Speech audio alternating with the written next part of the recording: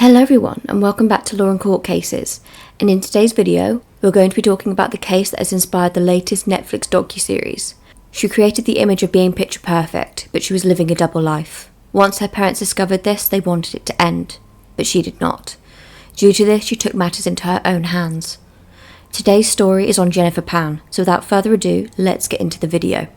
Jennifer Pan's mother, Bich Ha Pan, and father, Huei Hann Pan, were ethnic Chinese refugees from Vietnam to Canada. Han was born and educated in Vietnam, moving to Canada in 1979 as a refugee. Bich also migrated as a refugee. The couple were married in Toronto and lived in Scarborough. Their two children are Jennifer, born in 1986, and Felix, born in 1989. The Pans found work at Magna International, an auto parts manufacturer in Aurora, Ontario. Han worked as a tool and die maker, while Bich made car parts. By 2004, Han and Bich purchased a house with a two-car garage on a residential street in Markham, a city in the Greater Toronto Area with a large Asian population. Jennifer's parents set many goals for their children and had extremely high expectations of them. Jennifer was made to take piano lessons at the age of 4 from Fernando Ballassini, an Italian man, as well as figure skating classes. She trained most days during the week. She had high hopes of becoming an Olympic figure skating champion until she saw a ligament in her knee. Jennifer attended Mary Ward Catholic Secondary School, where she played the flute in the school band. According to her high school friend Karen Kay, Han was seen as the classic tiger dad, and Bich was the reluctant accomplice. A tiger parent is the style of parenting that emphasises academic achievement, life success, and discipline. Tiger parents are strict and stress the importance of school performance, career development, and often setting high expectations and withholding affection. The Pans picked Jennifer up when classes ended each day and monitored her extracurricular activities very closely. They never permitted her to date while attending high school or to attend any high school dances, out of fear that these activities would distract her from her academic commitments. Jennifer was not permitted to attend any parties during the time her parents believed she was attending university. At the age of 22, she had never gone to a club, been drunk, visited a friend's cottage, or gone on vacation with her family. Jennifer and her parents reportedly regarded this upbringing as restrictive and greatly oppressive. Despite her parents' high expectations that Jennifer would receive good grades in lower school, her grades throughout high school were somewhat average, in the 70% range, except for her music. She forged report cards multiple times, deceiving her parents into thinking she earned straight A's. When Jennifer failed calculus in grade 12, Ryerson University, now Toronto Metropolitan University, rescinded her early admission. As she could not bear to be perceived as a failure, she began to lie to those she knew, including her parents, and pretended she was attending university. Instead, she sat in cafes, taught as a piano instructor, and worked in a restaurant to earn money. In order to maintain the charade, Jennifer told her parents she had won scholarships, later falsely claiming that she'd accepted an offer into a pharmacology program at the University of Toronto. Originally, her father wanted her to be a doctor, but upon revealing that she did not like the sight of blood, her dad declared she would be a pharmacist instead. She went to the extent of purchasing second-hand textbooks and watching videos related to pharmacology in order to create notebooks for purported class notes that she could show her parents. Jennifer also requested permission from her parents to stay near the campus with a friend throughout the week, but she was actually staying with her boyfriend, Daniel Chi Kwong Wong, whom she had met in high school. Wong is of mixed Chinese and Filipino ancestry and resided in Ajax. He was an active marijuana dealer and managed a Boston Pizza. Once a student at Mary Ward, he transferred to the Cardinal Carter Academy in North York, Toronto, due to low grades, and later studied at York University. While pretending to complete her degree at Ryerson University, Pan told her parents that she had started working as a volunteer at the Hospital of Sick Children. Han and Bich soon became suspicious when they realised she did not have a hospital ID badge or uniform. On one occasion, Bich followed her daughter to work and quickly discovered her deception. Greatly angered, Han wanted to throw Jennifer out of the house, but Bich persuaded him to allow her to stay. As she had not completed high school due to her failing calculus, a course she had been pressured by her parents to take, she eventually began working to finish high school completely and was later encouraged by her parents to apply for university. She was, however, forbidden to contact Wong due to his parents being from different ethnic backgrounds, according to Pan, or to go anywhere except for her piano teaching job. Nevertheless, she and Wong spoke secretly during this period. By the time Jennifer was 24, Wong had grown weary of trying to pursue a relationship with her, as Jennifer was so daunted and restricted by her parents that she lived at home and only met him in secret. Wong broke off his relationship with Jennifer and began to date another young woman. After learning of the new relationship, Pan facetiously claimed that Wong was the man that entered her house, showing what appeared to be a police badge, and after several men had rushed in and gang-raped her. She claimed this was after a bullet was mailed to her, and that both of the events were orchestrated by Wong's new girlfriend. In spring of 2010, Pan was in contact with Andrew Mortimer, a high school student who she claimed had boasted in their high school years about robbing people at knife point, an assertion denied by Mortimer. Mortimer introduced her to Ricardo Duncan, a goth kid whom Pan claimed to give $1,500 to kill her father in the parking lot of his workplace. Duncan alleged that she only gave him $200 for a night out, but he had returned it, and that he rebuffed her when she asked him to kill her parents. Pan and Wong were back in contact at this time, and according to the police, came up with a plan to hire a professional hitman for $10,000 to kill her parents, calculating that she could then inherit $500,000. They planned to move in together. Wong connected Pan with a man, Lenford Roy Crawford, Jamaican-born, whom he called Homeboy, and gave her a SIM card and an iPhone so that she could be in contact with Crawford without using her usual cell phone. Crawford contacted another man, named Eric Sean Sniper Cartry, who in turn contacted Montreal-born Dave Malavagam. From now on he'll just be referred to as David. Crawford lived in Brampton, and David lived in Toronto, while Carty, who previously lived in Rexdale, Toronto at the time, did not have a fixed residence. The Crown prosecution stated that David was one of the hitmen. Carty was later convicted of an unrelated 2009 murder. The murder took place at the Pan House in Unionville neighbourhood of Markham, Ontario. On November 8, 2010, Pan unlocked the front door of her family home when she went to bed. Then she spoke on the phone to David. Shortly afterwards, David and two others entered her home through the unlocked front door, all carrying guns.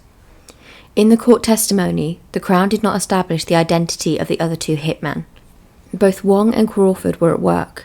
Carty stated that he was the driver for those who broke into the house, and that he selected them and was involved in plotting the attack. He did not state that he was one of the three, or that he directly attacked others. The identity of the triggermen remains unknown. After demanding all the money in the house and ransacking the main bedroom, the three men took Bich and Han to the basement, where they were shot multiple times. Bich was killed, but Han survived his injuries. The three men then took $2,000 from Pan and left. Pan claimed that they tied her up, but managed to dial 911.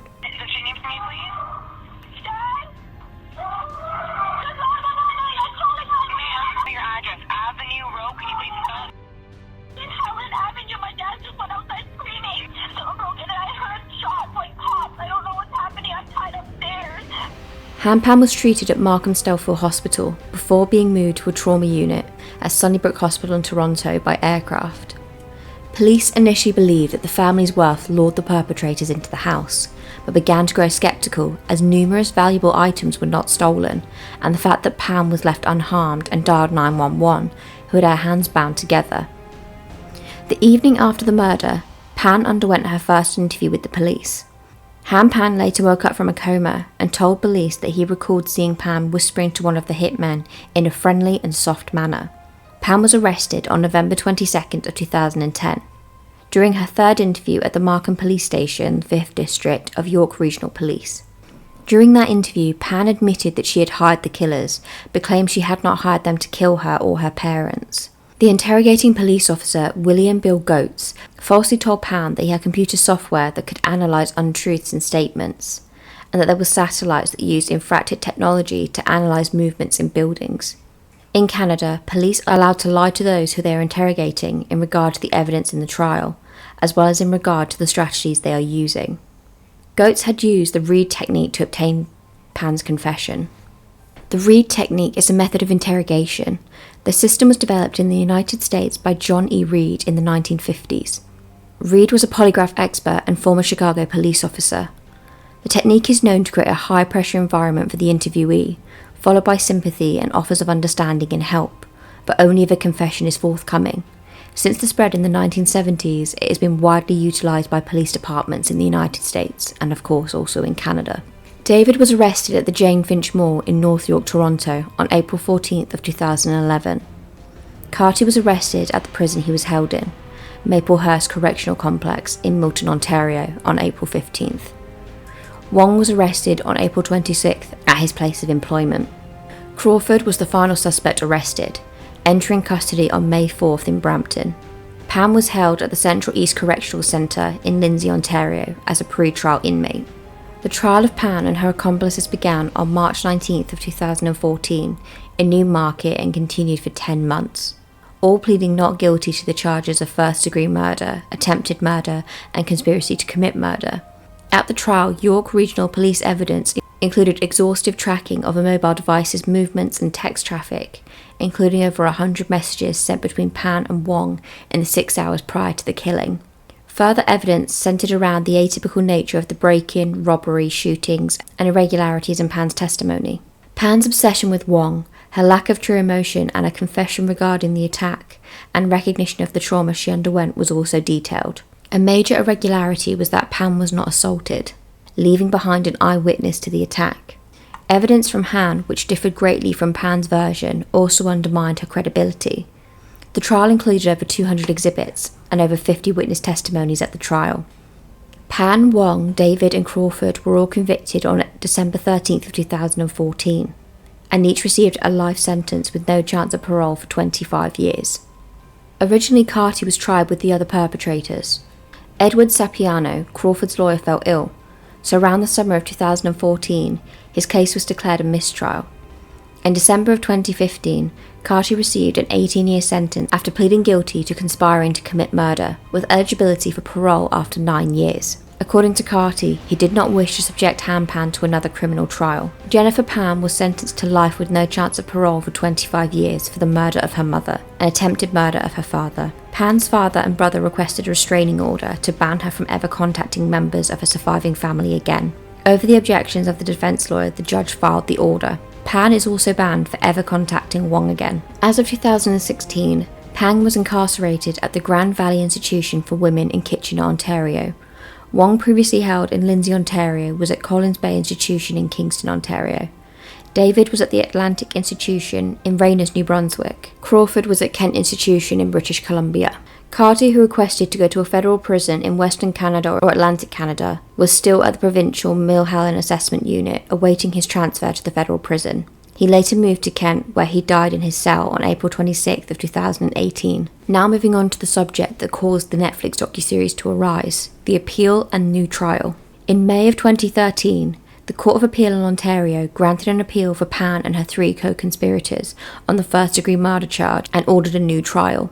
It ruled that the trial judge had incorrectly instructed the jury to only consider 2 scenarios that would justify a first-degree murder charge, instead of allowing them to consider scenarios that would lead them to consider second-degree murder and manslaughter charges. The court also upheld the convictions for the attempted murder of Pan's family. Despite this, the court also upheld the convictions of attempted murder to Pan's father, which in itself still holds an imprisonment for life sentence. Bich Ha Pan's funeral was held on November 15th of 2010 and took place at Ojing Chapel in Scarborough. A funeral for Bich Ha's father was held, according to Pan, prior to Bich Ha's, to satisfy a Vietnamese custom that asks the older members of the family to have their funerals first. Jennifer Pan had organised both funerals and had been asked to do so. Bich Ha was buried on November 19th. Han Pan could not attend due to his injuries. This was the story of Jennifer Pan. I honestly have no words to truly describe her other than evil, really. No matter how hard her parents were on her, her mother did not deserve to die, and her father did not deserve to be critically injured in the way he was. I hope that Huei Hann Pan is doing much better, and I want nothing but the best for her brother Felix. If you enjoyed this video, don't forget to leave a like and a comment for any future content, and don't forget to subscribe so you don't miss out on any future videos. Anyway, that is it for me. I hope you have a wonderful day, and I will see you next time. Bye for now.